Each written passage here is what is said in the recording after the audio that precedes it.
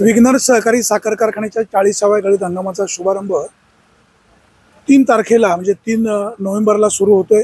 विघ्नरच्या गळीत हंगामाची पूर्वतयारी पूर्णपणे झालेली आहे। या विभागाचे खासदार डॉक्टर अमोल कोल्हे आणि या तालुक्याचे आमदार शरददादा सोनवणे यांच्या अध्यक्षतेखाली हा कार्यक्रम होतोय। सगळ्या माजी आमदारांना पाचारण करण्यात आलेलं आहे। बाजार समिती सभापती संजयराव काळे, भाजप नेत्या आशाताई बुचके, माऊली खंडागळे अशी सारी मंडळी या कार्यक्रमाला उपस्थित राहणार आहेत। आपल्यासोबत विघ्नर कारखान्याचे अध्यक्ष सत्यशील दादा शेरकर आहे। कशा प्रकारचं नियोजन आहे, यंदा किती ऊसाचं क्रशिंग होणार आहे जाणून घेऊया। दादा काय सांगाल, कशी तयारी झाली? खरं तर शेतकऱ्यांसाठी आणि विघ्नर परिवारासाठी आनंदाची गोष्ट आहे। महाराष्ट्र शासनाने 1 नोव्हेंबरला कारखाने सुरू करण्यासाठी परवानगी दिली आणि त्या पद्धतीने विघ्नर सहकारी साखर कारखान्याची सर्व तयारी चालू करण्याच्या दृष्टीने पूर्ण झालेली आहे। परंतु सारखा पावसाचा व्यत्यय या निमित्ताने या ठिकाणी येतोय। गेले 8 दिवसापासून बघतोय तर आपल्या परिसरामध्ये जुन्नर तालुका, आंबेगाव तालुक्यात मोठ्या प्रमाणामध्ये पाऊस येतोय आणि पावसामुळे खरं तर हार्वेस्टिंग करण्यासाठी आता प्रॉब्लेम येत चाललेला आहे। परंतु त्यातून सुद्धा आपण एक 15 दिवसाचा प्रोग्राम हार्वेस्टिंगसाठी म्हणजे ऊस तोडणीसाठी दिलेला आहे आणि रोडच्या कडेला जेवढे प्लॉट आहेत का जेणेकरून शेतकऱ्याचं नुकसान होणार नाही आणि आपल्याला माल काढता येईल, तो माल काढायचा प्रयत्न आपण करतोय। पावसामुळे खरं तर लेबर निघायला सुद्धा थोडीशी अडचण होती। काही लेबर रोडमध्ये आहेत, काही पाऊस असल्यामुळं लेबर पूर्ण क्षमतेने तिथं निघालेलं नाही। परंतु 2,5-3 हजाराचं हार्वेस्टिंग होईल एवढं लेबर कारखान्याच्या कार्यक्षेत्रामध्ये आपलं आलेलं आहे। हार्वेस्टिंगला आपण सुरुवात केलेली आहे।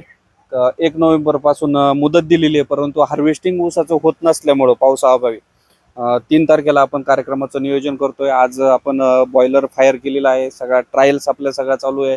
पूर्ण क्षमतेने आपल्याला कारखाना या ठिकाणी चालू करायचा आहे। 3 तारखेला आपण मुळी टाकायचा कार्यक्रम करतोय। त्याच्यासाठी खासदार डॉक्टर अमोल कोल्हे असतील, तालुक्याचे आमदार शरददादा सोनवणे, माजी आमदार आशाताई, हे सगळे मंडळी खरं तर या कार्यक्रमाच्या निमित्ताने या ठिकाणी येणार आहे। छोट्याखानी आपण कार्यक्रम करतोय तो कार्यक्रम करून, कारण सगळ्यात महत्त्वाचं का आम्हाला कार्यक्रमापेक्षा खरं तर हे जे काही अडचणी आपल्या समोर आलेल्या आहेत निसर्गाच्या, त्या निसर्गाच्या अडचणींना सामोरं जाण्याचं खरं तर मोठं आपल्या पुढं आव्हान आहे आणि त्या आव्हानाला स्वीकारून खरं तर आपल्याला वाटचाल करायची। त्या दृष्टीने खरं तर आज आपल्या कारखान्यावरती ज्यांनी आपल्याला शेतकऱ्यांना अचूक असा अंदाज महाराष्ट्राला असेल किंवा आपल्या भारताला असेल शेतकऱ्यांना त्या ठिकाणी दिलेला आहे, ते पंजाबराव डग या निमित्तानं आलेले आहेत।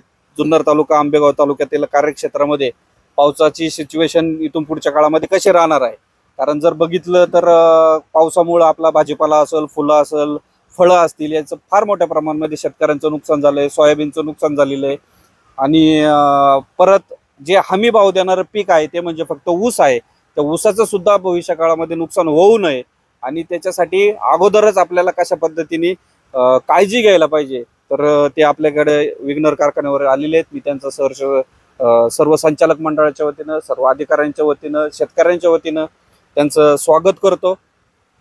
आता या वर्षी ऊसाला हुमणीचं प्रमाण जास्त आहे, शेतकऱ्यांना अपेक्षित आहे तो ऊस लवकर तोडला जावा। आणि दुसरा प्रश्न असा आहे की आपलं पर डे क्रशिंग किती होणार आहे आणि एकूण आपण किती ऊसाचं गाळप करणार आहे? नक्कीच हुमणीचा प्रादुर्भाव आपल्याकडे वाढलेला आहे। ज्यांचा ऊस चांगला पिकवलेला आहे त्यांचा ऊस जास्त पावसामुळे पडलेला आहे। हुमणीचं प्रमाण मोठ्या प्रमाणात वाढलंय। त्याच्यासाठी आमच्या कारखान्याच्या माध्यमातून, शेतकी विभागाच्या माध्यमातून शेतकऱ्यांना ज्या काही ट्रीटमेंट देता येईल, औषधं देता येईल किंवा काळजी घेता येईल त्यासाठी आम्ही त्यांना प्रोत्साहन देतोय, त्यांना सांगायचं काम करतोय।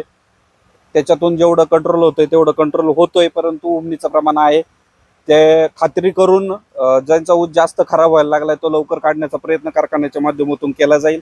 हार्वेस्टिंगच्या बाबतीत शेतकऱ्यांनी काळजी करू नये, वेळेत ऊस सगळ्यांचा तोडला जाईल त्या पद्धतीने कारखान्याची सगळी यंत्रणा सज्ज झालेली आहे आणि आपण 8,000 प्लसनी आपलं 7,500ची कॅपॅसिटी आता नव्याने आपण केलेली आहे। म्हणजे तर 8,000च्या पुढे जाऊन आपण त्याचं क्रशिंग करणार आहोत। एकूण क्रशिंग आपण कमीत कमी 12 ते 13 लाख टनाचं गाळप करणार आहोत यावर्षी। साखर कारखाना सुरू असताना एक्सपान्शन करणं तेवढी सोपी गोष्ट नाही। मागच्या वर्षी शेतकऱ्यांचा ऊस तोडायला थोडंसं नाही म्हटलं तरी हेळसांड झाली। यावर्षी शेतकरी बांधवांना, ऊस उत्पादक शेतकऱ्यांना काय आव्हान? नक्कीच मी खरं तर या निमित्तानं पुन्हा एकदा म्हणजे मी वारंवार ज्या ज्या वेळेला बोललो त्या वेळेला मी आपल्या असलेल्या शेतकऱ्यांना सभासदांना त्या निमित्तानं धन्यवाद दिलेले. कारण खरं तर महाराष्ट्रातली ही विग्नर कारखाना ही एकच मला असं वाटतं की केस झालेली असेल का ज्यांनी सीझन चालू असताना मिलचं सुद्धा काम केलं, एक्सपान्शनचं सुद्धा काम केलं. त्याच्यामध्ये खरं तर आणि थोड्या दिवसामध्ये केलं का ज्या ज्या एक्सपान्शन जर करायचं असेल तर कमीत कमी 2 सीझन लागतात, त्याची ट्रायल होते किंवा ते उभं करायला वेळ लागतो. परंतु आपल्या विग्नर कारखान्याच्या सर्व परिवारांनी एकत्रित येऊन एकजुटीने खरं तर हा प्लॅन्ट एका सीझनमध्ये आणि ऑफ सीझनमध्ये हा उभा केला. आणि नक्कीच मला असं वाटतं का तो उभा केल्यानंतर त्याचे शेतकऱ्यांचा जो मागच्या वेळेला ऊस तोडायला लेट झालं किंवा उशीर झाला किंवा तोडता आला नाही, परंतु या वर्षी इथून पुढच्या काळामध्ये कुठल्याही प्रकारचा शेतकऱ्याला अशा प्रकारचा त्रास होणार नाही याची जबाबदारी खरं तर आम्ही संचालक मंडळी घेणार आहोत आणि अतिशय योग्य पद्धतीने त्याचा हार्वेस्टिंग करणार आहोत. आता 40व्या गळीत हंगामाचा शुभारंभ राज्याचे उपमुख्यमंत्री अजित पवार यांच्या हस्ते होणार अशी चर्चा होत होती. खरं तर अजितदादांकडं आम्ही संचालक मंडळ गेलो होतो, त्यांच्याकडे मागणी केली होती की विग्नर कारखान्याचा गळीत हंगामाच्या शुभारंभासाठी आपण यावं म्हणून. दादांनी ती विनंती सुद्धा मान्य केली होती. साधारण 3 तारखेला ते तुम्हाला वेळ देतो असं म्हटले होते. परंतु नंतरच्या काळामध्ये काहीतरी पक्षाच्या काही मिटिंग्स असल्यामुळे दादा म्हटले का मला आत्ता काही शक्य होत नाहीये, तर नंतरच्या काळामध्ये मी येऊन जाईल म्हणून आपण हा कार्यक्रम करून घेतो. विग्नर कारखान्याच्या 40व्या गळीत हंगामाचा शुभारंभ 3 तारखेला होतोय. या विभागाचे खासदार डॉक्टर अमोल कोल्हे, तालुक्याचे आमदार शरदत्ता सोनवणे, इतर मंडळी उपस्थित राहणार आहेत.